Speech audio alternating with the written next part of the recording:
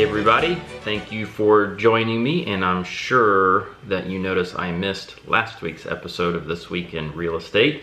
Last week was a blur, and sometimes you can't get done exactly what you want to get done, and that's exactly what happened. So sorry about that, and I also apologize. This is going to be a bit of a longer video as well, just to try to catch up from last week. Lots of stuff going on and coming up. So if I could switch things up just a little bit again and start this video not with the market report, but you'll hear me later on kind of describing the current market conditions, and you'll hear it on the news too about, oh, it's great, homes are selling for more, they're selling quicker, things like that, which is true, but what people aren't talking about right now is I've been speaking with some people that have been in some trouble with their homes. So they've been directly impacted by COVID and job losses and hours being cut back, things like that.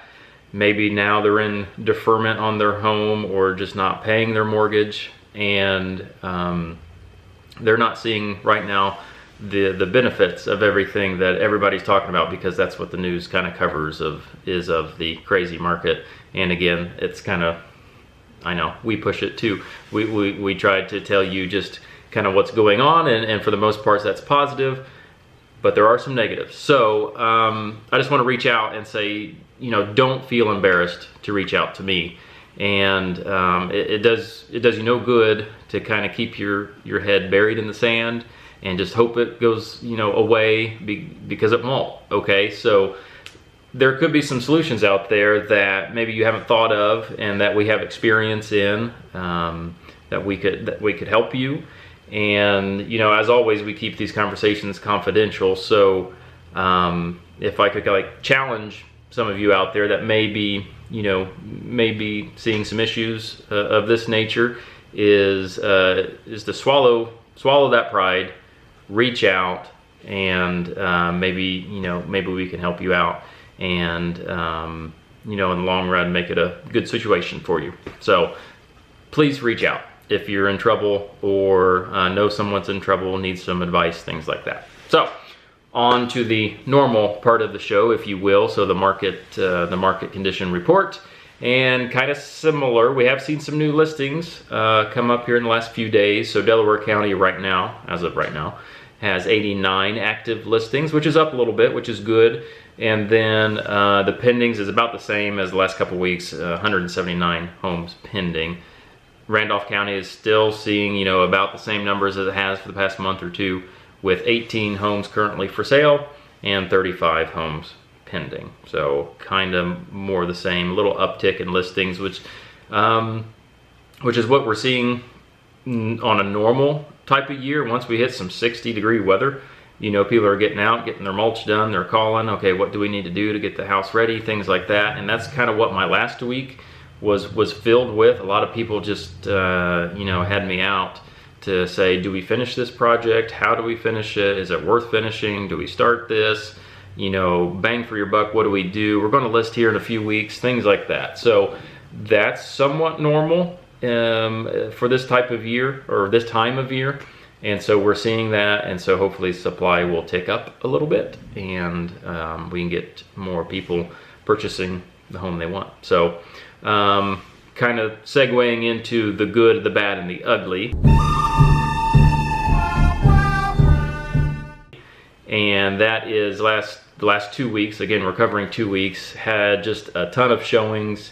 And as is typical, we have to go quickly to go see these homes, because they're going to go quickly. They're going to go pending very fast. So along with that, I listed 2 properties, one on Liberty and Muncie, one on South Street in Parker, and within just a few days had those listed and pending. So Liberty Street had 2 showings and 2 offers.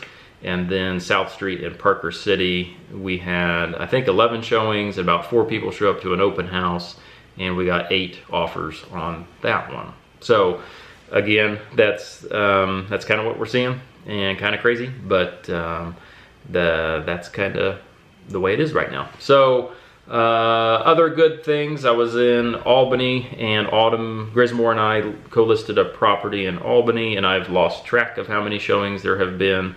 And what we're doing is we're kind of delaying the decision process for the seller to where we listed it yesterday evening, and so we're giving everybody until Thursday afternoon, evening to get in there, take their time, submit any offers, and then review all those offers on Thursday. So that one's in process. Like I said, I don't know how many showings we've had. 15 plus is what I'm guessing right now. Was able to help a buyer through a multiple offer scenario and got their home pending, another one in Parker actually. So we're kind of on the way there. Inspections are next. And then scheduled a couple other listings. So got the photographer ready, got the paperwork signed, and those are in Muncie, and those will be coming up here in the next week or two. We got through inspections on State Road 27 in Winchester and State Road 28 in Ridgeville, so we're well on the way there. After inspections usually comes the appraisal, so we're waiting to hear back on scheduling those. And then I hope, this has been a very long overdue closing, I hope that is happening today. We're waiting on one more document to make sure we can get that done today. I'm looking at my clock, and that needs to be done in the next 30 minutes. So we'll see if that happens. But another good thing was this past weekend was very awesome weather, especially for opening day for the kiddos. And we went 3-0. So Abram, this is all league baseball out of Parker City.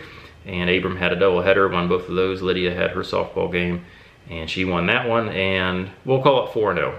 Solomon had his T-ball game, and there are no winners and losers, so we'll chalk that up as a win.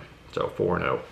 The bad right now would be trying to purchase a home for some of these people, some buyers out there. Like I said, the home on South Street, essentially there was one winner and there were 7 losers, and like I said, that's what we're seeing, and it's getting rather frustrating for those buyers that they just want to buy a home. And up until a few years ago, they had kind of their choice. Do I want this one or this one? Okay, let's choose that one. But now things are just going very quickly. A lot of people are getting kind of disenfranchised with the home buying process, and I get it. I understand.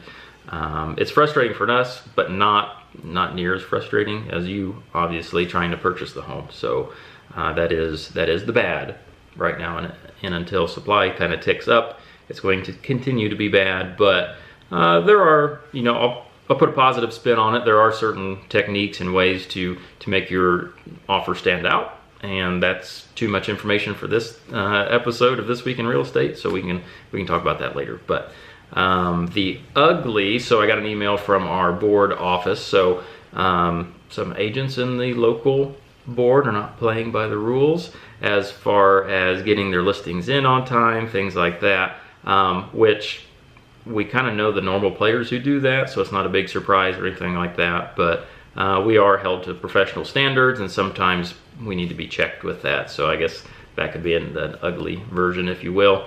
And then I'll switch over to an ugly property listing. So coming up, I'll be in Union City later this week, looking to list a property there. I'm kind of running what we call running the numbers for people. They're not sure if they're going to sell, things like that. What does the market look like now? And again, back to my previous conversation, if we were to do this, does that affect our saleability, our marketability, things like that? So I got a couple of those this week in farmland, and then I got a slew of showings coming up, and they range from Muncie to Springport to farmland, wherever, so we got a lot of showings coming up. And then, as I mentioned before, we'll be presenting offers on the Albany listing that we just took. So that's coming up later this week, and then hopefully just another wonderful weather for the weekend. And then I also want to give a shout out and a thank you to Brian. And he had messaged me with questions. I always love questions. And his questions is, again, a little more involved than what we're going to get into This Week in Real Estate. And so I may, again, make another episode, make another kind of video, kind of going deeper into his questions. So, so yeah, that's kind of what's coming up. I was also able to kind of participate in a podcast the other day. I'm not sure when that is going to be kind of released, if you will. And that's more about the real estate business side of things, which I'm totally happy to talk about. So that was actually kind of fun. It was over Zoom, as is much these days. And then I just was interviewed for kind of a newspaper article out of Ball State. So that was fun. They were asking about the local market, since Muncie was, I guess, deemed the most affordable place to live, or most affordable housing prices in the country. So they were just kind of getting some local agents to kind of weigh in on that. So yeah, that's kind of what's coming up. And I told you this was going to be a longer video, so thank you for sticking with me. And I'll tell you what, kind of on the fly here, this video is over 11 minutes. So if you have seen this entire 11 minutes, go ahead and comment below with your favorite breakfast cereal, and I will, again, making this up on the fly, I'll do like a gift card giveaway or something. How about that? I know that's really loose or whatever, but I want to hear your favorite breakfast cereal. Put it in the comments below. People wonder, what the heck does that have to do anything with real estate? And it'll be between you and me, since you actually stayed here for the entire 11 and now 12 minutes. So thank you. We'll see you next time.